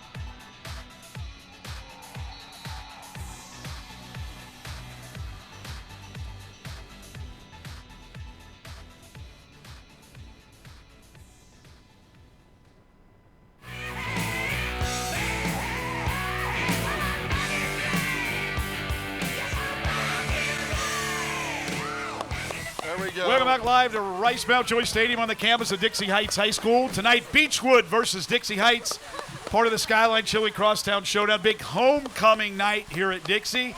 And how about a homecoming court of 20 that they will announce at halftime this evening? Pretty cool. I want to thank Laura Upchurch Johnson, the homecoming coordinator and sponsor. 20, a representative from each of 20 clubs, sports, a couple football players, cheerleaders, other athletes, random acts of kindness, something you would have never been up for. It's my pleasure to welcome back Andy Furman, Beechwood cheerleaders, and head coach of the Beechwood Tigers, Noel Rauch. Noel, welcome. Thank you, Tom. It's good to be here. How about this guy? How about Andy? It's a welcoming committee, huh? Well, I mean, right? Those are memories, He's my pen long-time pal. memories of sports in Cincinnati in general. Now you mentioned does he still send you stuff? Oh yeah. Anytime we have success, he is all over making sure. He's one of the first people out of the gate with and I love it because no electronic stuff. It's Right. all by mail. He still mails I used to it. walk past Andy in the radio station, and he would literally, and this was well after the advent of the internet and computers, he's in there with the manual typewriter pecking away. Hey, there's a lot to be said about that. There is. Now, Noah, I want to ask you about your football team this year, and you're coming off 4 straight state championship appearances at the Class A level, 3 straight state titles. You've won 5 in your career. Your team last year loaded. You lost a lot to graduation, really young this year, had some injuries, a brutal schedule again. I mean, you're not used to this, right? I mean, you're not used to 1-4 and a big win, the wins over Corbin. You haven't shied away. Has this been difficult for you this year? Well, certainly it's always difficult, but that's just what we're in the business of doing, especially at a place like Beechwood. Kids going through adversity, that life lesson trumps the wins. It really does. Now, it may not with the people that want to measure a football program other ways, but ultimately I have to be better than just the W's. But at the end of the day, you better believe it. We're in this sport to win games, and we're not getting it done this year right now, but we're going to. Well, and you look at the last 4 years, and typical Beechwood, look late in the season. You want to be playing your best football. You haven't played a district game yet. You're up to Class A. You got 3 of those. You've got the second half and then the postseason, which is what, let's be honest, everybody remembers. How important is tonight's game, and just what are you looking for tonight and for the rest of the regular season to get you ready for the postseason? Well, one thing, you keep talking about the past, and what the past has done is just made it harder on us. Coach Yeagle and I still have our conversations. I'm mad at him every night. We got to play on Friday because people want to get you. I mean, those games we've lost this year, you'd have thought those people won the Super Bowl. I mean, you got video cameras and people taking pictures, but what I'm looking for is us getting better. Just that simple. We're playing hard. We got to play smarter. We got to play better in critical situations. We got to finish drives on offense and get off the field on third down. And those are 2 things we haven't been great at, and that's why we're in the situation we're in. Well, pretty impressive. This decade, you've only lost to 3 Northern Kentucky teams. Covington Catholic, Simon Kenton once in 2017. You're talking about a 6A in SK, 5A in Covcath, and then twice back in the early part to Dixie Heights, another 6A, who you play again tonight. I mean, you haven't shied away from that. How do you approach tonight's game against a 6A school, more players, bigger, more depth, all that? We approach it from just that. We don't take all that into account. We take in what we're going to do, getting better at what we are and who we got to be. And then, you watch the tape, you play that schedule. What are our weaknesses? Let's get them secured, and let's go forward. And that's what tonight's about again. Let me ask you a final question. I know you got to get back to you do have a game to coach. Yeah. So I appreciate you stopping by. But I want to ask you about Cam Herget. Outstanding talent. Wow. I mean, this is a kid. I know Tony Pike, who normally does this. He'd be up here tonight if he didn't have to go by contract over to do the UCF game. He talks continually about what a talent this kid is and what he expects as he continues to grow and develop. Talk about what you've seen in his development. Played all year last year, obviously, playing again this year. What do you expect from this kid week in and week out in his development? Cam's understanding of the offense. I mean, right, he transfers in, spent a lot of time away from us last summer because of doing those camps and getting his looks. So his understanding of the offense is so much better. But he's the thing that we got to get him better at, he's just trying to take on too much. Everybody's pressing at 1-4, right? And so, but what he does is he leads. And the thing that really is amazing about him, you throw 3 picks or you throw 3 touchdown passes, his demeanor stays the same. He's highly competitive in practice and on game night. But he's a guy that you can build your team around, and that's when you got guys like that, that's special. Well, he knows a thing or two about building teams. Noel, thanks for stopping by. I know you got a game to coach. Coach, a little motivation for tonight. This might be the first time that Beechwood has been a homecoming school.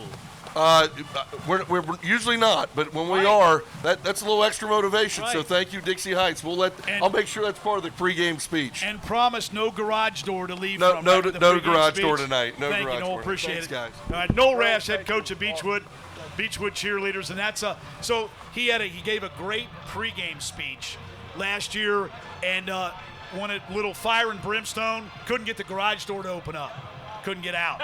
All right, so we've got Jeremy, our guy from Fox 19, and we got the homecoming court. Jeremy Rauch is over there, so let's kick it over to Jeremy. Take it away. Okay, here we are now with the homecoming court. A lot of great-looking young kids surrounding me right now. I talked to some of them, and they don't understand how I kind of roll. I will say almost anything on camera, guys. That's how I got into TV. So just stand by and be ready for that. But seriously, some of y'all have dates. Are there some single ones going to homecoming? Raise a hand. Who's going solo? Anyone? See? Thank you. And that took a lot of pride to do that. I went solo my senior year, and I had a blast. It's all good. We're actually going to start right here. Okay, so I already heard a bit of your story. I'm going to try not to put you on blast, but can I get your first name? Brinley. Okay. Brinley is going to homecoming injured. She is playing injured. So if you're starting her in your fantasy homecoming lineup, it's a little iffy, questionable. Skateboarding thing happened? Is that what happened? So you tear an ACL? Yeah. Okay. Now, you said not to say anything. Did mom and dad know you were on a skateboard? Yeah, and then I went to a concert the same day. That is playing injured. I like to skateboard. I longboard, actually. I did in college. It was really cool. But I can't do any of those tricks. So respect. Found it. Okay, cool. We have other cool stories. Wait a minute. Wait. You were supposed to say if you're in any clubs. I'm on the dance team. Fantastic. Okay, we're going to hop over here. We have a baker, right?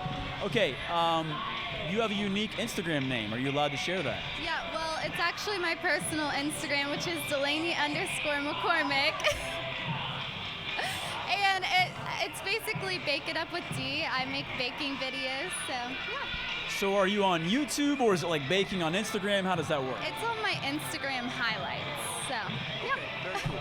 And what is your favorite thing to bake? I mean, chocolate chip cookies, are you getting fancy, creme brulee, what are you doing? I like to bake, it's like a chocolate chip cookie dough cupcake with chocolate chip cookie dough icing. So good. Fantastic story. I love this. See, all these kids have great stories, and by the way, are in great clubs. What do you do? Cheerleading. I had a feeling. Okay, so we're not done yet. I'm going to toss it back to Tom in just 1 second, but I like the stories with all you guys. Now, one of the coolest things about homecoming, I have not been to a homecoming dance in about 15 years. And one of the coolest things to do back in the day, if you saw the movie Dumb and Dumber. Who knows Dumb and Dumber? Okay. Lloyd and Harry come in rocking these like light blue suits top to bottom and orange, and it's fantastic. Someone always has a really unique outfit. Are you guys all just going in classy, or are you gonna, I gotta talk to you. Give me your name again. Dylan Claire. Dylan, are you wearing something unique? Because you seem like, I don't know why I'm feeling this vibe, you're gonna wear something unique to homecoming. Well, I lead the student section, so I gotta kind of stick with the theme for the game, but my mom won't let me go fancy. I have to go fancy to the dance. Gotta keep mama happy. But as I already said earlier, mom should be proud because he's matching, right? I am. Okay. Top to bottom. Fantastic. All right. It is going to be a fantastic homecoming. I can already tell based on all of you just being awesome people and your look, of course. Stay safe tomorrow night. Have fun. And, it's homecoming. A lot of fun. A lot of good stuff. A lot of good clubs. What's your club? Give me your club. Lacrosse. You got it all. Thank you so much. You guys are awesome. Tom, Andy, back to you. Jeremy, thank you very much. Tom Gamble here with Andy Furman. That's right. He's his sons played at Dixie and One was in the band. One played football. Okay, well that counts, right? Homecoming court will be announced at halftime tonight. The dance tomorrow night when they'll crown the king and queen. And I'd be remiss, people can still hear you on the radio, right? Fox Sports 1360. Why would they want to? And good question. No. You kind of loaded. Sirius, what? 83. Sirius XM channel 83. And you do it every Sunday morning, Every correct? Sunday morning. National topics. Yeah, we do the NFL. Go to an NFL show. Sure. Yeah. Okay. Right. Okay. What times? 6 to 10. So you get up early, but Oh, yeah. and you go to a big faraway studio, right? In my basement. Yeah, right. Now, I'd be remiss if I didn't ask you. You're doing some great work now. You're doing PR. You've had a great career. You've had some of the zaniest ideas going. But what you're doing now for Redwood School, tell everybody a little bit about Redwood School and some of the things you're trying to do there. It's kind of a match I never thought it would happen. I mean, I'm playing it straight right now. I have been a PR man. Back in the day, I started as a PR person. But this is a very special place on Orphanage Road in Fort Mitchell. Special needs, and these kids are wonderful. They really are. And there's clients, about 800 clients from 6 weeks of age to 85 years of age. Wow, I didn't realize the age difference. It's amazing. It really is. And they have, you name it, Down syndrome, cerebral palsy. They're there. And if I can make their day brighter by some magic way, by getting them on TV, a story, whatever it may be. We got a blind kid who does weather. And yesterday I took him down to Channel 9 to meet Jennifer Ketchmark, and it made his day. I mean, he had a smile from ear to ear, and Jennifer took him on a tour at Channel 9, and he just loved And you made the list, right? The national show, the list, which is really cool. He really was, neat. yeah. Well, that's some great work. I mean, that's the stuff. I know you've done crazy. Like, you wanted to work one day for the Arizona Cardinals, correct? Yeah, I did. And you sent their recently passing owner, Mr. Bidwell, what he wears bow ties. So what'd you do? I went to Brooks Brothers, got him a dozen bow ties, and the SLB never called me back because it cost me an arm and a leg, really. I mean, not even a thank you. Thank you for the bow ties, really. And the kicker was, I saw his picture in the paper yesterday. They wrote an obituary about him. He's wearing a regular tie. Wasn't even wearing a bow tie. There you go. Andy Furman, it's great to see you. I appreciate you stopping by. Always awesome. Stop by anytime. When we continue with Tailgate at the Showdown, our final segment, lots to get to. Our Tailgate Top 10 updated. Jeremy Rauch from Fox 19 Now Sports joins me. We'll pick some games, talk about the big ones of the night, including this one right here, Beechwood and Dixie Heights. You're viewing Tailgate at the Showdown live from Dixie Heights High School.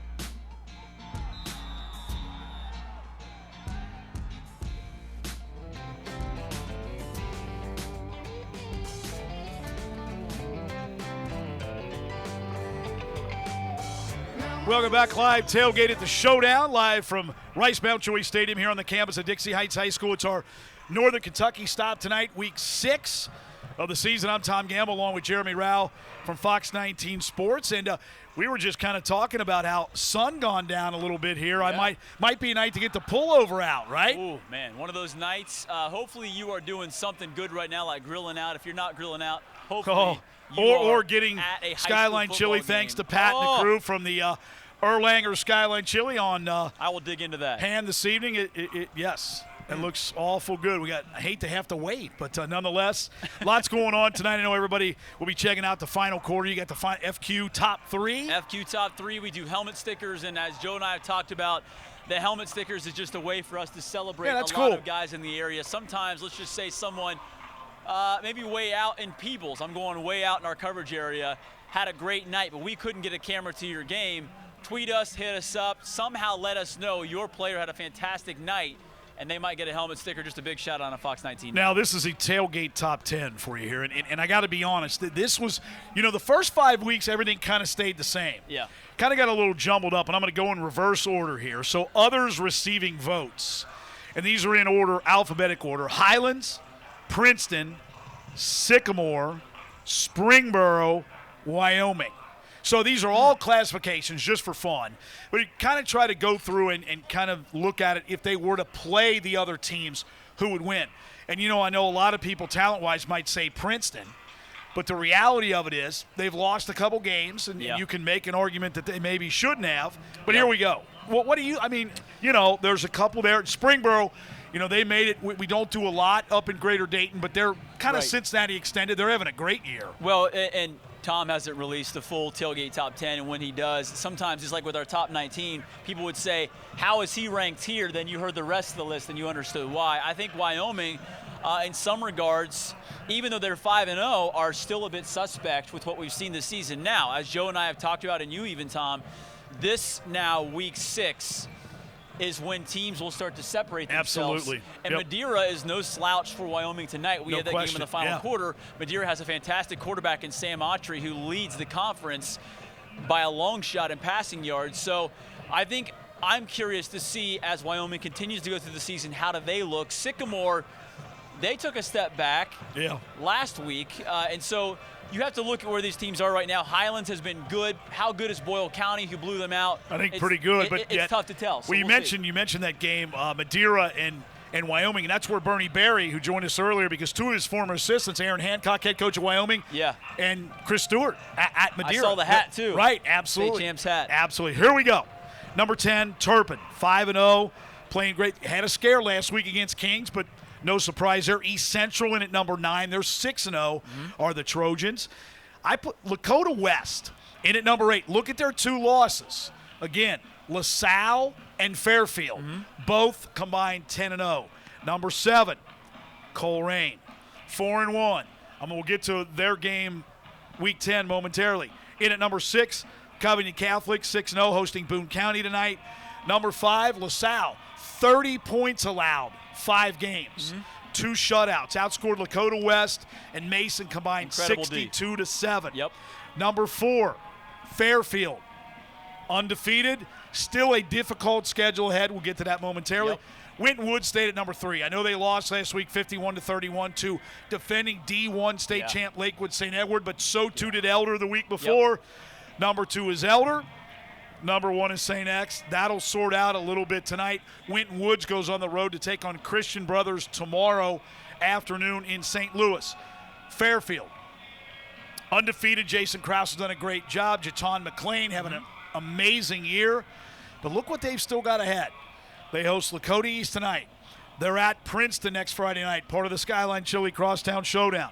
They have to go to Sycamore. And then week 10, they host Coleraine. That's the one. Most people point to that and say, but Fairfield's got to get through those other games first. Coleraine, I think, a little bit softer schedule. They host Sycamore tonight, but that's not a gimme either. Yeah, I think for Fairfield, they are showing that they can be a powerhouse in the GMC, and I think for a lot of years we've seen talent up there and wondered, like the Lakota West and other times, you wonder, but when you get a next-level player like Jaton McLean, by the way, Fairfield's quarterback isn't too bad either. Correct. And then you look at, can they get through these couple of games? If Fairfield really is as good as we think they are, they should beat Lakota East. They should beat Sycamore. They should win these games. And then hopefully it sets up that showdown against Coleraine. And again, you go look at the streak. Coleraine is going to be the best, and they are the best until you beat the best and find a way to beat them.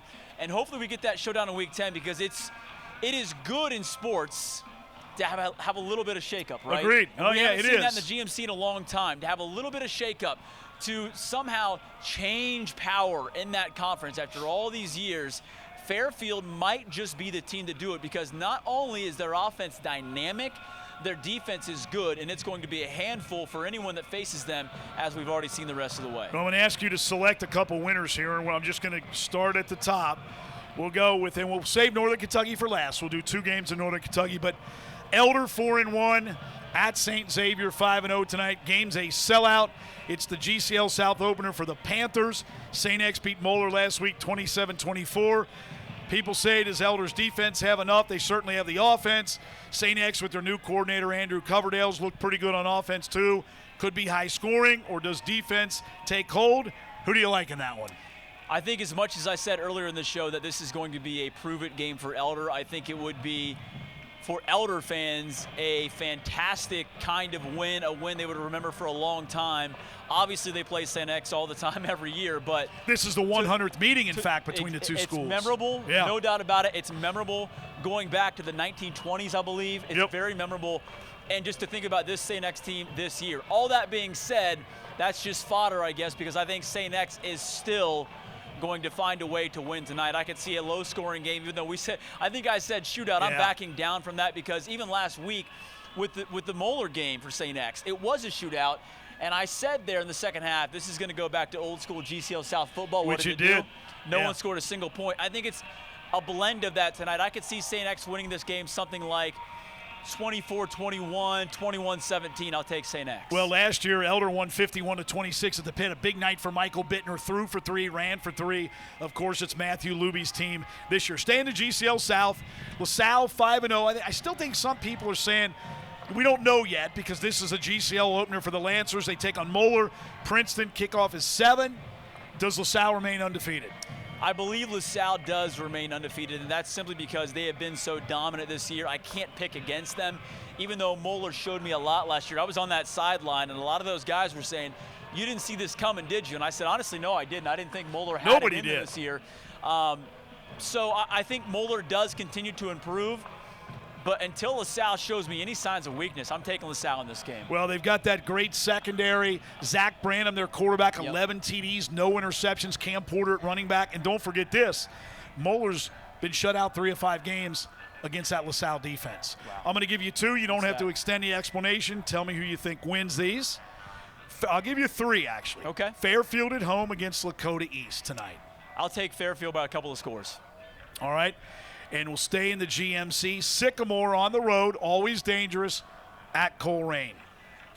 Coleraine. I think Coleraine has been everything we thought they would be, and quite frankly, Sycamore has shown a bit of letdown here in the midseason. All right, moving to the ECC. How about Anderson at Milford? I mean, Evan Dryer's kind of got them rolling again. Yep. They put up 50-plus against Kings. Tom Grippa's team, always dangerous, and they've made a couple straight playoffs. Anderson's been 3 times. What do you think? That's a unique one. That's a really tough. It is. That might be one of the toughest ones to pick in the tri-state. But I'm going to say this about Evan Dreyer and what he's done to Anderson. He has somehow turned things around since that offensive struggle early on we saw. I think Anderson somehow finds a way to win that game close. All right, now let's come over here to Northern Kentucky. We'll spend a little time talking about this game at the end. But Connors at Highlands tonight. Connors only lost once. Highlands 4-2, but I think losses to 2 really good football teams. And, you know, Connor, I think this will be the biggest test so far for Connor. They've got Covenant Catholic a few weeks from now. But Dave Trosper's done a great job with the Cougars. And this is a Highlands team that I think many are waiting for that Highlands-Covcath game again. They got a little closer last year, 21-14. The Colonels won in Fort Thomas. This year it's over in Park Hills. What do you think? As we talked about already, it's going to be an emotional night at Highlands. I don't think Highlands needs any of that extra emotion to win this game. I think Highlands will win this game regardless, but you throw in all the emotion that goes into this night in that community, I don't think there's any chance in heck Highlands loses that game. And I actually was wrong because they play again in Highlands. Normally it goes back and forth, but it's a change. Dude, I can't keep. Sometimes over in Kentucky, the way they change the districts and flow the schedule, it is hard to keep track of that. Well, let's talk a little bit, Jeremy, about this game, which will be one of the features. How many games do we have tonight on the final quarter? 17 right now, but I'll caveat with this. Last week at this time, I think we had 16 or 17, and then we had a couple of games that we were able to kind of pull and get last minute. You never know what can happen. We got 19 games, I think, last week. So 17 is the number right now. I'm kind of surprised at knowing the way you guys think that it's always not a 19, right? If you could, right? You got to get there. If we could do 19 on 19 every single week, we could. What's crazy about, and this is, again, pulling back the curtain, what's crazy about that many games is you are editing so many different highlights, talking about so many different teams, writing so many different scripts, it is a lot to keep track of. It is up to the gun getting everything done, and you're running on set thinking, okay, get my bearings, know my players, know my teams, and you just go for it. And usually it goes pretty well. We have a great time, but it's a lot to keep track of. And with traffic around this area, you got to be able to get to all Don't those let games traffic too, get right? you. No, Stay right. ahead of the game. So it's Beechwood against Dixie Heights tonight. It's homecoming here at Dixie Heights, and I'd be remiss if I didn't give a special thank you to Derek Bossy. He's the athletic director here at Dixie Heights High School. Does a great job. He's also an assistant on the Colonel's football staff, which makes Friday nights a little dicey, but they've been nothing but cordial. Want to thank the band, the cheerleaders, Beechwood, Ryan Booth, Brandon Slusher, their athletic directors as well, both football coaches and everybody, because we couldn't do this without cooperation from the schools. Hope everybody has a great time. They have a bunch of classes coming back tonight for reunions, which is really cool. Homecoming court at halftime, and it's part of the Skyline Chili Crosstown Showdown. Now, Beechwood 1-4. Uncharacteristic, but yet, it's Beechwood. Cam Herget, the quarterback. Right. Dixie Heights 2-3. 2 wins against teams outside of Northern Kentucky. Shutout defeats to Cooper and also Covington Catholic and Connor. But I know Dave Brosser, they think this Dixie Heights team can get better, and last week they had a big win. So they're looking for continued improvement, another step forward tonight. It's homecoming, going to be a great crowd, great atmosphere. What do you think? This one is tough because if you just look at it simply on paper, you think, wow, Beechwood is really struggling. Quite frankly, they're the smaller school. This is 2A against 6A. You think, okay, Dixie on homecoming against the team who's 1-4 should win. I'm one of those feel guys, and I feel like Lee Corso now putting on the wrong headgear, but I'm one of those feel guys. And talking with Noel Rash before he came on here, we talked about the year, the injuries, the young team, and I said, Noel, just get to the playoffs, and I'm sure your team's going to be fine like they always are. But he shook our hand. He had a look on his face that told me he was pretty confident about his team tonight, regardless of being 1-4. And again, that is just simply feel. I think this one is really tough to call. I may be wildly wrong, but I think Beechwood starts getting right tonight. Noel had a look in his eye.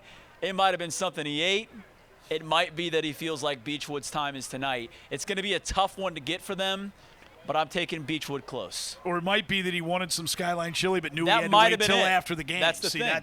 I don't know. Which is not easy to continue to look at that, right? It's killing me. All right, I'm going to go out on a limb here, and I'm going to tell you there's some karma feel tonight for Dixie Heights. Okay. I know they haven't scored a point in 3 games against Northern Kentucky teams. It's like you. It's not a bad pick. I don't have logic. Yeah, it's not a bad pick. Go by feel in a game like this. Let's call it feel. You do. I think they're going to have the crowd. I think there's going to be a lot of fun here tonight, and it's homecoming. And correct me if I'm wrong. You're supposed to win on homecoming, right? We had some games in high school where I remember thinking, why did you schedule this team on homecoming? You've got to win the homecoming game. And I got a few more folks to make sure I thank tonight. 96 Rock for being here. Bridget, mornings with JD and Bridget here, weekday mornings 6 to 10. She came up, was a good sport. I do Bridget's high school Uber every Friday night. She's 2-5. She's won 2 and lost 5 and missed some of them woefully. Okay. But that's okay. She's a great sport about it. Andy Furman, always great to have him back. Yep. His 2 sons went here. And Jeff Pecoro would have joined us tonight too, but he was out of town after the Red season. UK football's off. His son went to Dixie Heights, so a lot of Dixie Heights folks tonight, as well as Bernie Berry, who started it all at Beechwood. Won the first of 14 state championships back in 1984. I appreciate Bernie for being here tonight. And you guys, Joe and Jeremy, final quarter tonight, Fox 19 now. It's awesome. Watch it tonight. I want to thank everybody from ESP Media, from Self Diploma. Ronnie, a proud Dixie Heights grad as well. Got to make sure we get a shout-out there. And folks from In-Game Sports who put up with me all the time. 2 weeks from tonight, we're at Lakota East at Lakota West. That'll be crazy. The Battle of Westchester, Liberty Township, Bring it. The Lakota Local School District. We appreciate everybody. You can check this out, archived on our YouTube page as well. But we thank everybody from Dixie Heights for being here tonight. Look forward to a great game. Beechwood, Dixie Heights, Erlanger, Skyline Chili, all that. Special thanks. Have a great Friday night. You can finally go out and enjoy the weather. This has been Tailgate at the Showdown live from Dixie Heights High School.